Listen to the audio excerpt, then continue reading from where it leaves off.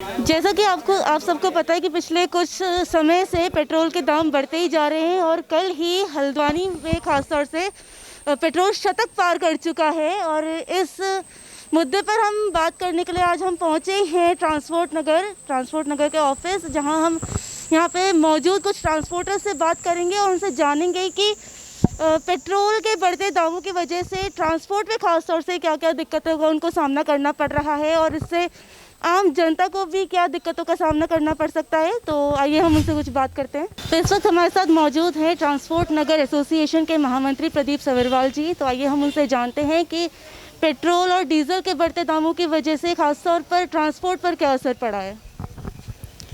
पिछले कई वर्षों से ट्रांसपोर्ट व्यवसाय मंदी के दौर से गुजर रहा है और अब ये जो 2 साल का हमारा कोरोना पीरियड चला है, उस टाइम से हम लोग इस पोजीशन में आ गए हैं कि बाज़ार में मेरे ख्याल से हम लोगों ने essential commodity door to door पहुंचाने का हमारे स्टाफ ने काम किया।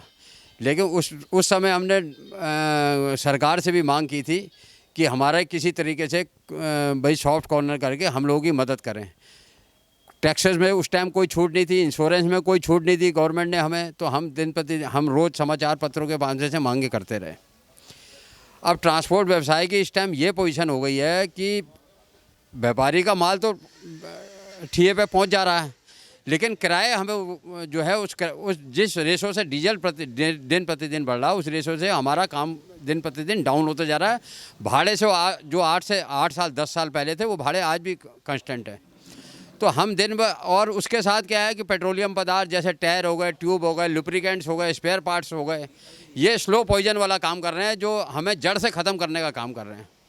अगर यही पोजीशन हम लोगों की रही आगे तो मुझे लग रहा है कि हम लोग विवश होंगे, अपने परिवार को इस कारोबार में डालने के कोई इच्छुक नहीं है। और हम लोग ये है कि अब इस पोजीशन में आ गए हैं कि अपने कारोबार में ताले लगाने के मूड में पूरा आ गए हैं कि हम लोग इस व्यवसाय को बंद करके कोई दूसरे व्यवसाय की सोचें।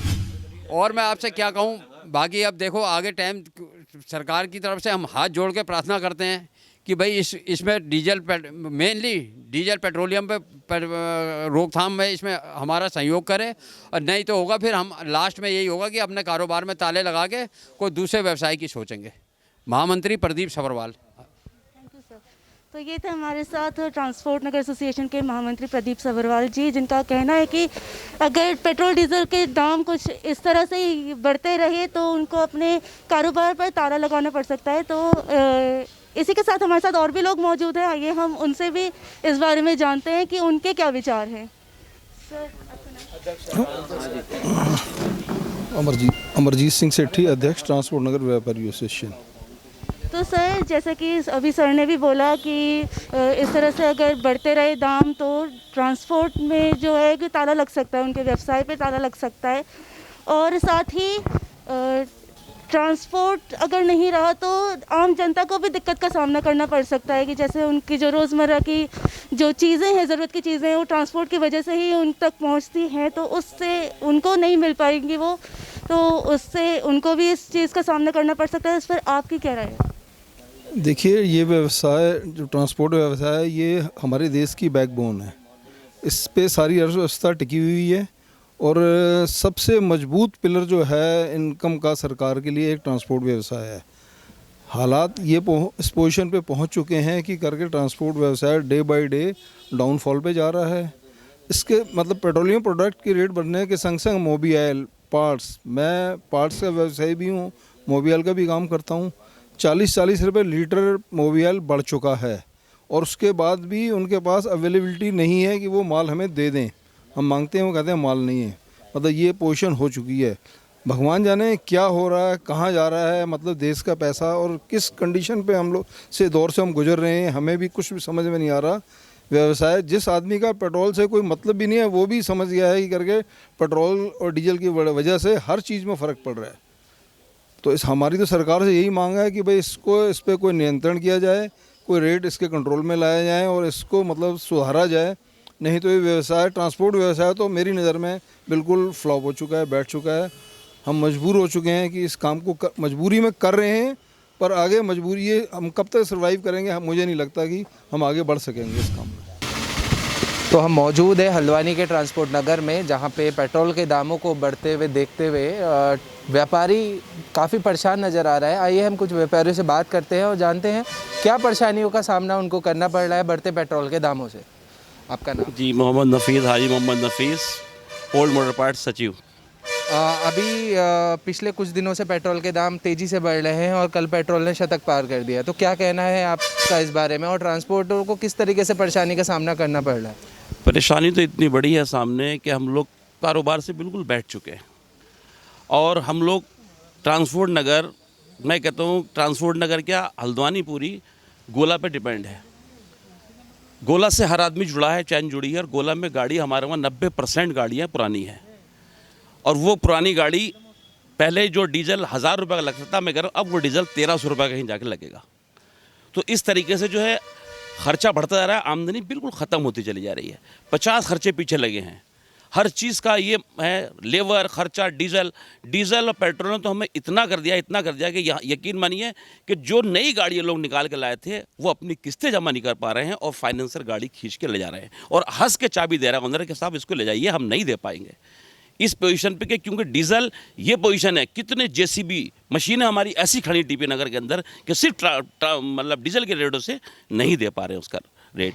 पूरा रेट वही है, रेट बढ़ने का नाम नहीं है, क्योंकि अगर ग्राहक व्यापारी से हम अपने ग्राहक से कहते हैं कि रेट बढ़ाइए तो कहता है रेट इस रेट में हम नहीं कर पाएंगे।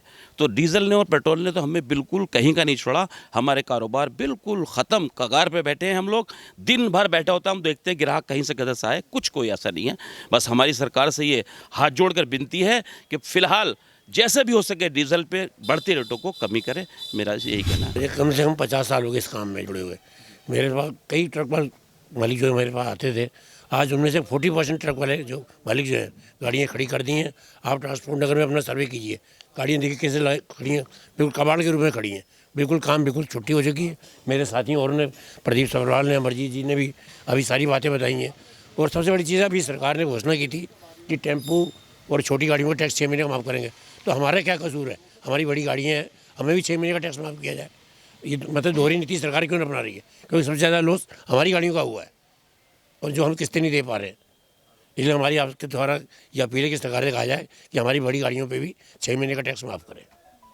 भाई नहीं, टैक्स माफ़ करने की अपील सरकार से है। डीजल पेट्रोल को जीएसटी के दायरे में लाएं।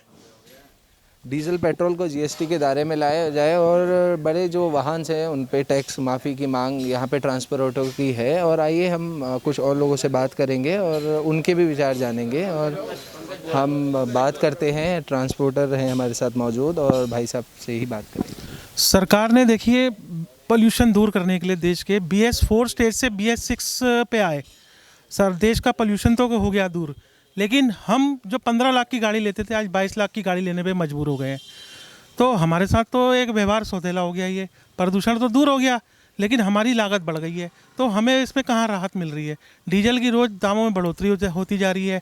इसके अलावा हम केंद्र सरकार अगर हमारी नहीं सुनती तो हम स्टेट की गवर्नमेंट से ये गुजारिश करते हैं कि कम से कम वो अपनी टैक्स में हमें कुछ राहत दे, ताकि 2-4 रुपये डीजल के रेटों में उनकी तरफ से छूट मिले हमें। तो आप सब ने भी देखा कि सरकार के इस फैसले को लेकर ट्रांसपोर्टर्स में कितना आक्रोश भरा हुआ है और वो सरकार से मांग कर रहे हैं कि पेट्रोल डीजल के दाम कम हो, क्योंकि अगर इससे दाम बढ़ते रहेंगे तो ट्रांसपोर्टर्स के साथ साथ आम जनता को भी समस्याओं का सामना करना पड़ेगा। तो इस पर आपकी क्या राय है, हमें कमेंट बॉक्स में ज़रूर बताएं और देखते रहिए JJN न्यूज़।